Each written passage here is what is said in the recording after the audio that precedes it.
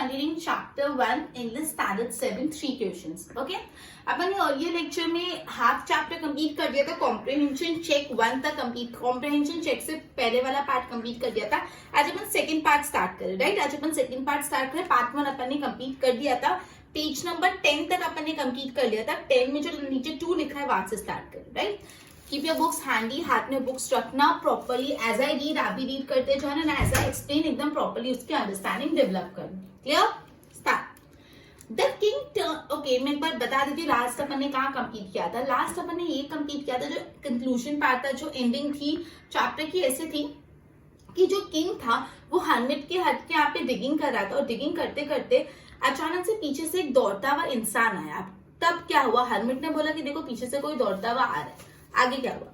The king turned round and saw a bearded man running towards him. अब जैसे king ने मुड़ के देखा तो एक bearded man, बियर्ड वाला मैन उसके तरफ, किंग के तरफ दौड़ रहा था.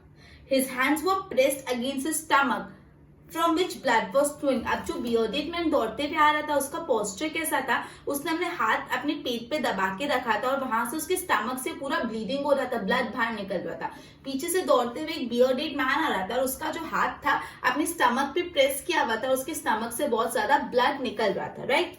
When he reached the king, he fainted. और जैसे ही वो bearded man राजा तक पहुंचा, वो बेहोश हो गया. fainted मतलब बेहोश हो गया. and fell to the ground. बेहोश हो गया, वो ग्राउंड पे गिर गया. The king and the hermit removed the man's clothing. तो किंग ने और हर्मिट जो थे उन्होंने मिलके मैन की क्लोथिंग रिमूव करी, और देखा कि उसके स्टमक पे बहुत गहरा घाव हो गया, वुंड हो गया बहुत बड़ा सा उसके स्टमक पे. The king washed and covered it with his handkerchief. अब किंग ने वो वुंड को अच्छे से पहले धोया और उसको अपने हैंडकरचिफ से कवर किया, लेकिन हैंडकरचिफ से कवर करने के बाद भी blood was not stopping, blood still बाहर आ रहा था.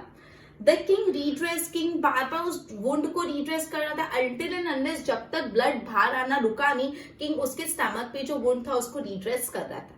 पीछे से भागता हुआ एक बियर्डेड मैन आया. बियर्डेड मैन ने अपने स्टमक पे हाथ प्रेस करके रखा था, उसके स्टमक से बहुत ब्लीडिंग हो रही थी. जैसे ही वो किंग तक पहुंचा, वो फेंट हो गया. जो हर्मिट और किंग ने मिलके उसकी ड्रेसिंग निकाल के उसको उसके स्टमक पे देखा तो बहुत बड़ा सा एक घाव था, वुंड था. किंग ने उसका ब्लड क्लीन करके उसका हैंडकरचिफ रखा, स्टिल ब्लड बाहर निकल रहा था. बार बार किंग ने रीड्रेसिंग की जब तक ब्लड निकलना खत्म नहीं हुआ, right? The man felt better, asked for something to drink. अब ऐसा करने से थोड़ा मैन को बेटर लगा और उसने कुछ पीने के लिए मांगा. By this time the sun had set and the air was cool. पूरा सनसेट हो गया था और ठंडी हवा चल रही थी.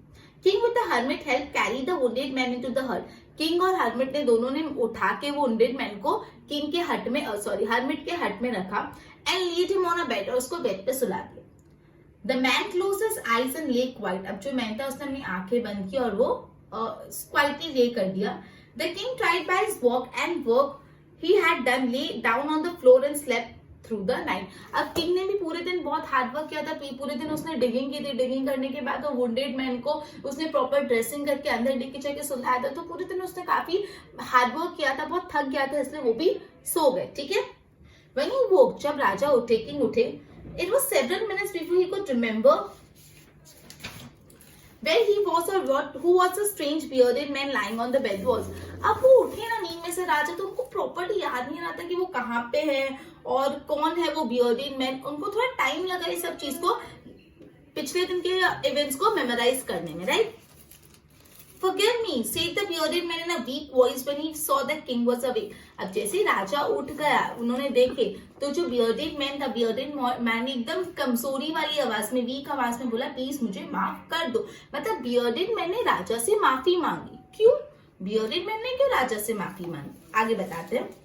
I do not know you and have nothing to forgive you for, said the king. तो राजा ने बोला, मैं तो तुमको जानता ही नहीं और मैं कुछ ऐसी बात ही नहीं हुई जो मैं तुमको क्षमा करूं, मैं तुमको फॉरगिव करूं, ऐसी कोई बात ही नहीं हुई है. You do not know me but I know you. तो जो बियर्डेड मैन ने बोला कि आप तो मुझे नहीं जानते, ट्रू, बट मैं आपको जानता हूं. I am that enemy of yours who swore revenge on you. मैं आपका वो दुश्मन हूँ जिसने कसम खाई थी आपसे बदला लेने की. Who swore the revenge on you, मतलब मैंने कसम खा रखी थी कैसे भी करके आपसे मुझे बदला लेना है. Because you put my brother to death and seized my property. Because तुमने, बियर्डेड मैन ने बताया, आपने मेरे भाई को मार दिया था, मेरी सारी प्रॉपर्टी पे हड़प ली थी, इस वजह से मैं आपसे रिवेंज लेने के लिए आया था. I knew you had gone alone to see that hermit. मुझे पता था आप अकेले hermit से मिलने हैं, आपके साथ कोई भी बॉडीगार्ड नहीं है आपका. But the day passed and you did not return, so I left my hiding place and I came upon your bodyguard who recognized me and wounded me. अब एक्चुअली जैसे दिन पास हुआ, मुझे दिखा ही नहीं, आप हर्मिट के हट से वापस आए नहीं, तो मैं आपको ढूंढने निकला और आपके बॉडीगार्ड ने मुझे देख लिया और मुझे मारा, मुझे वुंड करा. ठीक है. I escape from it but I should have died if you had not dressed my wound. मैं जैसे तैसे, आपके बॉडीगार्ड ने मुझे मारा और मैं वहां से छूट के आ गया, लेकिन मैं आप तक आया और आपने अगर मुझे आज ड्रेसिंग नहीं की होती तो आज मैं जिंदा भी नहीं रहता. I wish to kill you and you have saved my life. मैं तो आपको मारने आया था और आपने तो मेरी ही जान बचा दी. Now if I live I will serve you as your most faithful servant. तो अब मैं अगर जीऊंगा तो मेरी जो लाइफ है वो आपने मुझे दी, इसलिए मैं हमेशा से आपका एक फेथफुल सर्वेंट बन के रहूंगा. And I will order my sons to do the same, forgive me. और मैं मेरे बच्चों को भी ये ऑर्डर करूंगा कि राजा के सर्वेंट बन के रहो, प्लीज मुझे फॉरगिव कर दो. वापस मैं आपको बता रही हूँ क्या हुआ था. नेक्स्ट डे जब किंग उठे तो उनको थोड़ा टाइम लगा था याद करने में कि कल क्या हुआ था, वो कहाँ पे है, वो बियर्डेड मैन कौन था. तो जैसे ही वो उठे, बियर्डेड मैन ने बोला I am sorry please forgive me. तो राजा ने बोला आई डोंट नो यू, ना मैं आपको जानता हूँ ना मेरे पास आपको माफी देने के लिए कुछ है, मतलब कुछ ऐसा हुआ ही नहीं तो मैं आपको किस बात की माफी दूं. तो बियर्डेड मैन ने बोला आप मुझे जरूर नहीं जानते लेकिन मैं आपको जानता हूँ, मैं आपका वो एनिमी हूँ जिसने आपसे बदला लेने की कसम खाई थी, क्योंकि आपने मेरे भाई को मार दिया था और मेरी सारी प्रॉपर्टी भी हड़प ली थी, सीज कर ली थी, जब्त कर ली थी. तो मुझे पता था आप अकेले हर्मिट से मिलने चाह रहे विदाउट योर बॉडीगार्ड, तो मैं आपको मारने की प्लानिंग से आया था, लेकिन आप वापस आए नहीं हर्मिट के हट से, इसलिए मैं आपको ढूंढने गया तो आपके बॉडीगार्ड ने मुझे वुंड कर दिया और मैं आप तक पहुंचा और आपने मेरे को ड्रेसिंग की, मेरी ड्रेसिंग की, और आज मैं जिंदा हूं तो सिर्फ आपके कारण. मैं आपको मारने आया था लेकिन आपने मुझे एक न्यू लाइफ दी है, तो अब मैं जितना भी टाइम रहूंगा मैं आपका एज अ फेथफुल सर्वेंट की तरह आपको सर्व करूंगा. समझा? The king was very happy to have made peace with his enemy so easily. King को बहुत खुशी है क्योंकि उसने अपने दुश्मन से पीस मेंटेन कर लिया, मतलब दुश्मन से दुश्मनी खत्म होगी इतनी अच्छे से. तो राजा बहुत खुश थे and to have won him over a friend. उसको बहुत खुशी थी जो उनका दुश्मन था आज उनका एक अच्छा दोस्त बन गया. He not only forgave him but said he would send his servant and his own doctor to look after him and he promised to give back the man his property. तो उसने, राजा ने बियर्डेड मैन को ना ही सिर्फ माफी दी बल्कि बोला मैं मेरे सर्वेंट्स भेजूंगा तुम्हारे पास तुम्हारी सेवा करने के लिए, और जो भी प्रॉपर्टी मैंने सीज कर ली थी वो भी प्रॉपर्टी आपकी मैं रिटर्न कर दूंगा. Right? Leaving the wounded man, the king went out of the hut and looked round for the hermit. अब वो wounded man को अकेला छोड़ के जो किंग थे वो बाहर निकले और hermit को ढूंढने लगे. Before going away, he wished once more to get the answer to his question. अब राजा hermit के हट से जाने वाले थे तो उन्होंने सोचा जाने से पहले मैं एक और बार ट्राई कर लेता हूँ, क्या पता मुझे मेरे सवालों का जवाब मिल जाए, उसके 3 क्वेश्चंस का जवाब मिल जाए. The hermit was on his knees sowing seeds in the bed that had been dug the day before. अब hermit उस वक्त क्या कर रहे थे, जो एक दिन पहले डिगिंग की थी उसमें बीज बोने का काम कर रहे थे. The king went up to the hermit and said, "For the last time, I beg you to answer my question, wise man." तो मैं प्लीज आपको लास्ट टाइम रिक्वेस्ट कर रहा हूँ, मेरे सवालों का जवाब मुझे दे दो. I beg you for this. You have already been answered. तो hermit ने बोला तुमको तुम्हारे सवाल के जवाब ऑलरेडी मिल चुके हैं. Said the hermit, still bending down to the ground and looking up at the king as he stood before. How have been answered? What do you mean? कैसे, मतलब मुझे समझ नहीं आ आप क्या बोलना चाहते, मेरे को मेरे जवाब नहीं मिले. Do you not see? Replied the hermit. If you had not pitied my weakness yesterday and had not dug these pits for me, you would have gone away. तो बोला कि अगर कल मैं इतना थकान से काम कर रहा था वो देख के अगर तुमको दया नहीं आती तो तुम भी डिगिंग नहीं करते, और डिगिंग नहीं करते तो तुम चले जाते यहाँ से. Then the man would have attacked you. और अगर तुम चले जाते तो वो जो मैन है, बियर्डेड मैन, वो तुमको अटैक कर लेता. And you would have wished you had stayed with me. और तब तुम चाहते काश मैं हर्मिट के यहाँ पे रहता और वो मुझे नहीं मार पाता, bearded man. So the most important time was when you were digging the bed. तो तुम्हारे लिए सबसे important टाइम क्या था? जब तुम बेड्स को डिग कर रहे थे, बिकॉज तुम बेड्स को डिग करते करते तुम्हारा समय यहाँ पे चले गया और तुम रिटर्न नहीं कर पाए, तुम रिटर्न नहीं जा पाए, इसलिए आप तुमको बियर्डेड मैन ने मारा नहीं. तो तुम्हारी जान इसलिए बची क्योंकि तुम जो बेड से उसको डिग कर रहे थे. तो सबसे पहला सवाल क्या था? सबसे पहला सवाल ये था What is the right time to begin something? सबसे सही समय कौन सा है कोई काम करने के लिए? तो you would have so the most important time was when you were digging the bed. तो सबसे इंपॉर्टेंट समय कौन सा था? जब तुम बेड्स को डिग कर रहे थे। And I was the most important man and to do me good was your most important business. और सबसे इंपॉर्टेंट मैन कौन था उस टाइम पे? मैं तुम्हारे लिए सबसे इंपॉर्टेंट था, बिकॉज वो मुझे प्लीज करने के लिए डिगिंग कर रहे थे। And to do me good was your most important business. और तुमने जो मेरे साथ अच्छा व्यवहार किया वो तुम्हारा सबसे इंपॉर्टेंट काम था। मतलब कल जब तुमने बेड्स को डिगिंग किया वो तुम्हारा सबसे अच्छा समय था, तब तुम्हारे लिए सबसे इंपॉर्टेंट इंसान मैं था, और तुमने मेरी भलाई की वो तुम्हारा सबसे अच्छा बिजनेस था। हरमिट को 3 सवाल के ये जवाब दिए। पहला सवाल था what's the right time to begin something. दूसरा था which people he should listen to and which is the most important thing he should do. Okay, afterward when the man ran towards the most important, उसके बाद का समय जब वो man तुम्हारे पास दौड़ते आया, the most important time on when you were caring for him, तब सबसे इंपॉर्टेंट वक्त कौन सा था? जब तुम उसकी सेवा कर रहे थे, तुम उसकी केयर कर रहे थे।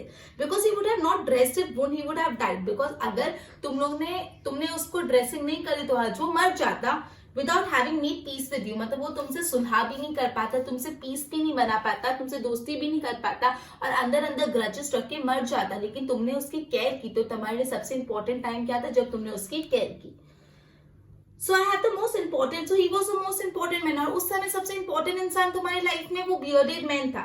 And what you did for him was the most important business। और तुमने उसके लिए जो भी किया वो सबसे important business था। पहला एग्जाम्पल देते हुए हमिद ने समझाया, जब तुमने मेरे पे दया खा के पिटी करके बेड्स को डिग करना स्टार्ट किया, वो तुम्हारे लिए सबसे इंपॉर्टेंट टाइम था। जब तुमने और उस टाइम पे सबसे इंपॉर्टेंट इंसान मैं था तुम्हारे लिए।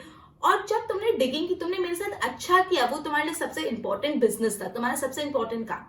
जब तुमने फिर सेकेंड एग्जाम्पल में, जब तुम्हारे पास मैन दौड़ते हुए आया, तुमने उसका केयर किया, वो तुम्हारे लिए सबसे इंपॉर्टेंट टाइम था। बिकॉज अगर तुम उसकी केयर नहीं करते, उसके वुंड्स को ड्रेसिंग नहीं करते, तो वो आज मर चुका होता और वो तुम्हारे साथ सुलह भी नहीं कर पाता, पीस भी नहीं बना पाता। और उस पॉइंट ऑफ टाइम पे सबसे इंपॉर्टेंट जो इंसान था वो बियर्डेड मैन था। और जो सबसे इंपॉर्टेंट बिजनेस तुमने किया, उसकी हेल्प करना सबसे इंपॉर्टेंट बिजनेस किया। Remember then there's only one time that is important। सिर्फ एक ही वक्त इंपॉर्टेंट है, and that is now। अभी नहीं जियो, अभी जो वक्त चल रहा है वो सबसे इंपॉर्टेंट है। अभी तुम अगर पढ़ रहे हो तो that is the most important time for you. तुम खेल रहे हो तो that is the most important time for you. तो सबसे इंपॉर्टेंट टाइम क्या है? नाउ। जो अभी प्रेजेंटली टाइम है वो सबसे इंपॉर्टेंट टाइम है। It is the most important time because it is only the time when you have any power to act।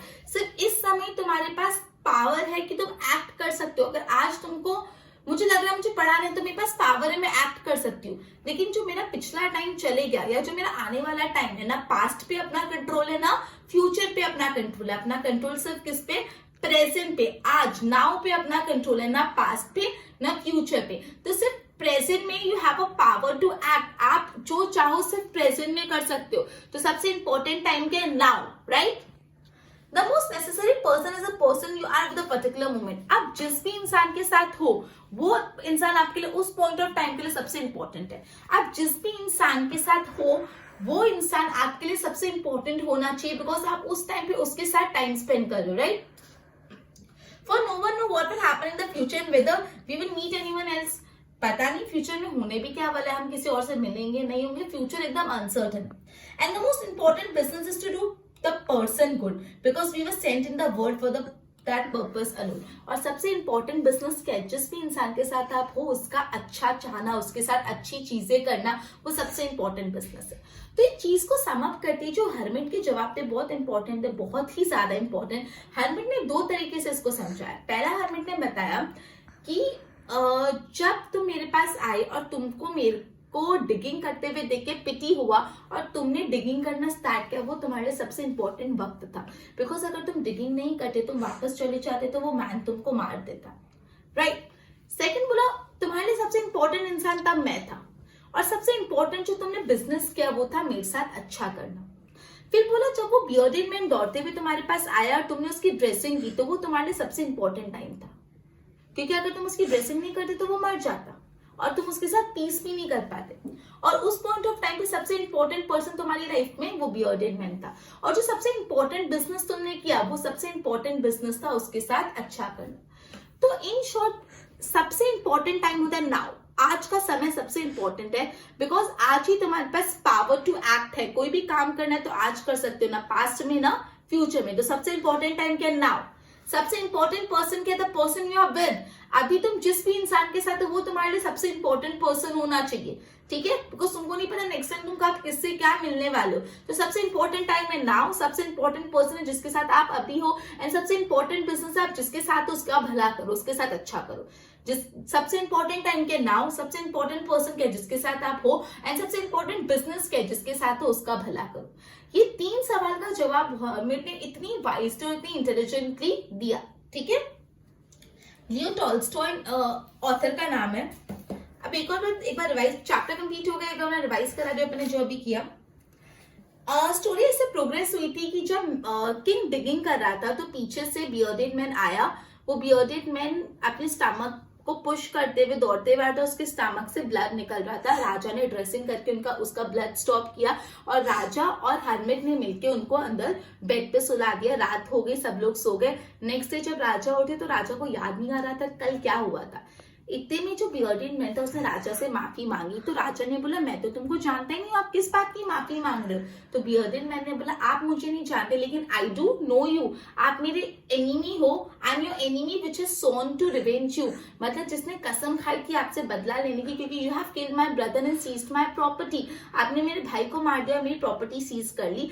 आपको मारने की इंटेंशन से मैं आपका फॉलो कर रहा था बिकॉज मुझे पता था आप हर्मिट से अकेले मिलने जा रहे हो, पर जब आप वापस नहीं आए तो आपको ढूंढने के लिए मैं निकला और आपके बॉडीगार्ड ने मुझे मारा और मैं वुंडेड हो गया। मैं आपको मारने आ रहा था, इतने में आपने मेरी ड्रेसिंग की और मेरे को एक लाइफ दे दी। मतलब मैं तो आपको आपकी लाइफ लेने आया था लेकिन आपने मुझे लाइफ दे दी, और इस इवेंट से मैं बहुत टच हो गया और आज से मेरी जो भी लाइफ है it is dedicated to you. जितना भी time I serve you as a loyal servant, और in fact I advise my children to do the same. ये सुनते से राजा को बहुत अच्छा लगा बिकॉज उसने अपने एनिमी के साथ सुलह कर ली थी, वो भी इतने ब्यूटीफुल तरीके से। और राजा ने बोला मैंने तुमको माफ भी कर दिया है और तुम्हारी देखभाल करने के लिए मैं मेरे सर्वेंट्स भी भेजूंगा। इनफैक्ट जो प्रॉपर्टी मैंने सीज कर ली थी मैं वो भी वापस दे दूंगा, ठीक है। ये बात कहते ही राजा बाहर निकले और उन्होंने सोचा मैं वापस अपने महल में जाऊं, उससे पहले हर्मिट से वापस मिलने था। उसने हर्मिट से वापस वही सवाल पूछे। हर्मिट ने बोला तुमने खुद ही तुम्हारे सवालों का जवाब दे दिया। और उस पूरा का समरी करते हुए ये कंक्लूड हुआ कि सबसे इंपॉर्टेंट टाइम होता है नाउ, सबसे इंपॉर्टेंट पर्सन होता है person you are with, and सबसे इंपॉर्टेंट बिजनेस होता है to do good to the person you are with, right. And the author of the chapter is Leo Tolstoy. अपना ही पूरा चैप्टर अभी कंप्लीट हो गया, इसको थॉरली पूरा टेक्स्ट बुक से रीड करना तभी जाके समझ आएगा। Okay, good bye everyone.